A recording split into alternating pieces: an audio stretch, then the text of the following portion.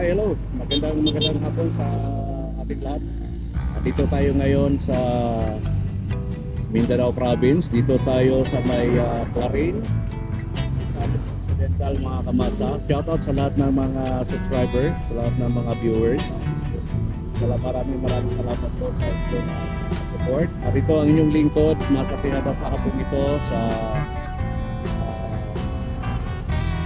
Clarin, Misamis Occidental. Nais ko lang i-share sa inyong mga kamasa, no? Yung atong kinalalagyan sa hapong ito, no, mga kamasa. Kung nakikita po ninyo yung tulay na ating kinalalagyan sa hapong ito, ay ito ay almost 100 years na tulay ito, no, mga kamasa. Ito marami ng mga baha na dumaan dito, pero ang tulay na ito, itong old bridge na ito ay hindi talaga ito natinag, no, sa mga malalaking baha na dumaan dito sa Misamis sa Occidental, no, mga kamasa. Actually meron silang isang extension, bali nagkaroon ng road widening dito sa area na ito, no, mga kamasa. So mamaya, mga kamasa, pupunta tayo doon sa ibaba at ipapakita ko sa inyo yung sitwasyon nitong pundasyon ng tulay ito, no, mga kamasa.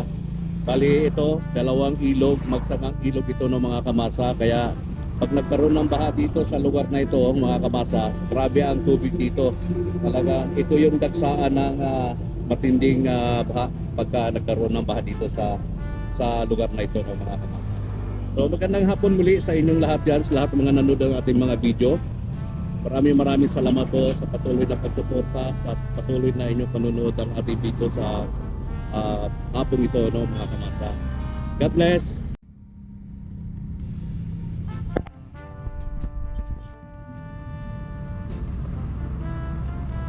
So ito, no, mga kamasa, yung signboard ng DPWH, no, mga kamasa. Makalagay po dyan yung contract cost, no, 47,530,000. Ayan. Ito naman, mga kamasa, itong Republic of the Philippines Commission on Audit, ano. Ayan, kung titignan natin, no, mga kamasa, ito yung ginastos, no, sa project dito, sa ginawa nilang seawall dito, no, sa ating ilog dito sa Misamis sa Occidental.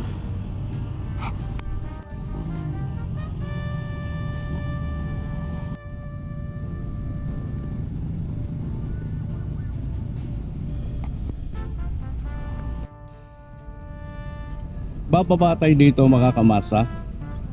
Doon tayo pupunta sa ilalim ng tulay nitong, ito po yung pinakamalaking tulay sa Misamis Occidental. Ito, mga kamasa, ito yung bagong project nila, ano.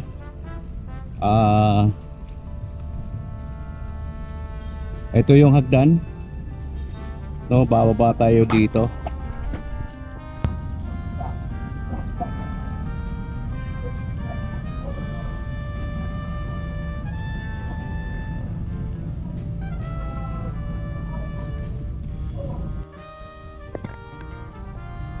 Ito, mga kamasa, itong ilog na ito yung konektado nung pinakamalaking baha nitong last year, na kung natatanda natin, mga kamasa, yung nabalita sa Channel 7 GMA na dito po sila nagpadala ng tulong. Ito yung ilog na ito na matinding pininsala ito doon sa may barangay Panay, no, Misamis Occidental. So ngayon, no, mga kamasa, low tide. So napakababaw ang tubig ngayon dito, low tide. So bababa tayo dito, no, mga kamasa.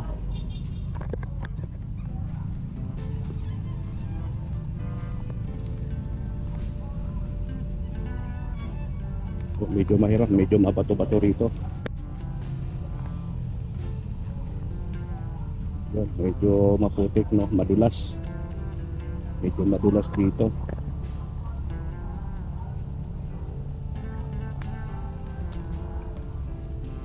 Medyo madulas dito. Ayan yung mga kamasa, no? Ito yung ilog na matinding baha nangyayari dito. Actually, dalawang ilog to, no, mga kamasa, magsanga na ilog ito. Ito yung isa.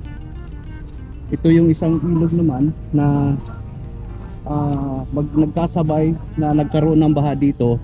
So, dito lahat ang bagsak, no, sa tulay na yan.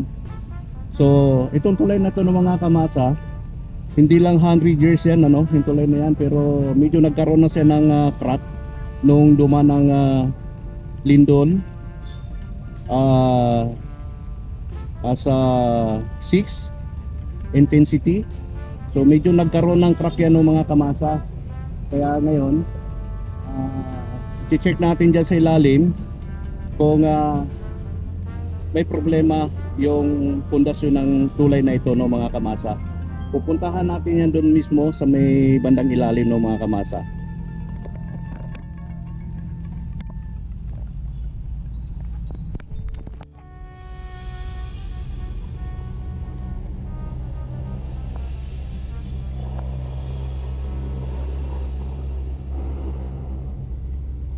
Ilog 1, Ilog 2.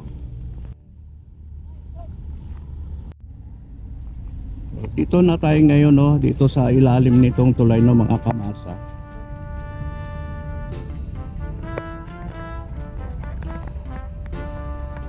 Ayun na mga kamasa, kung pansinin natin, medyo nawala na ng lupa, no, yung pinaka main foundation ng ng tulay na ito, no, mga kamasa. Nawala na yung nawala na yung pinaka lupa na pundasyon niya. Ayun po. Medyo low tide tayo ngayon, no, mga kamasa, kasi sa umaga high tide. Medyo malalim tong lugar natin, natayo natin, malalim ang tubig dito, malalim. So sa ngayon high tide, kaya sinamantala natin na makapag-vlog tayo dito at ma-share ko sa inyo itong matandang tulay.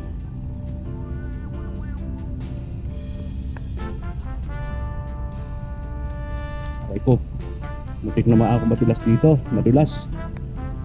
So maputik, medyo madulas, hindi maganda na nakatsinelas dito.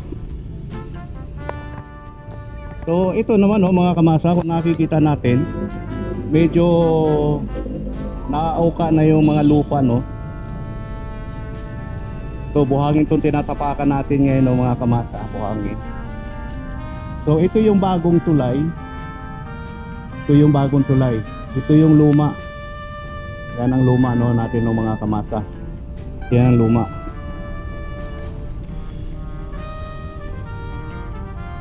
Ayun, oh, medyo delikado na, mga kamasa, pero marami ng baha na dumaan dito.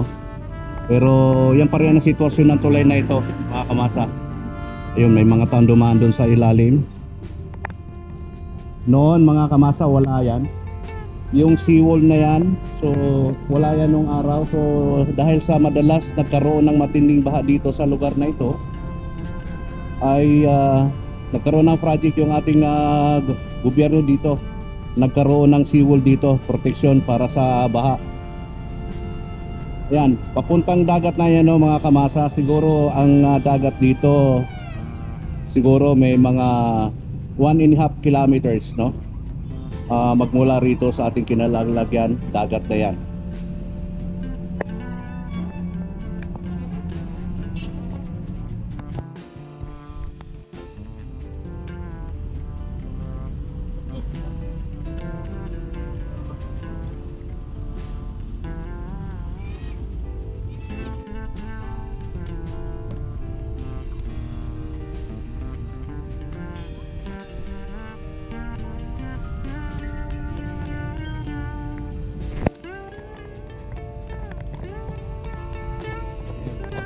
Sa tubig, medyo malabo ang tubig ngayon.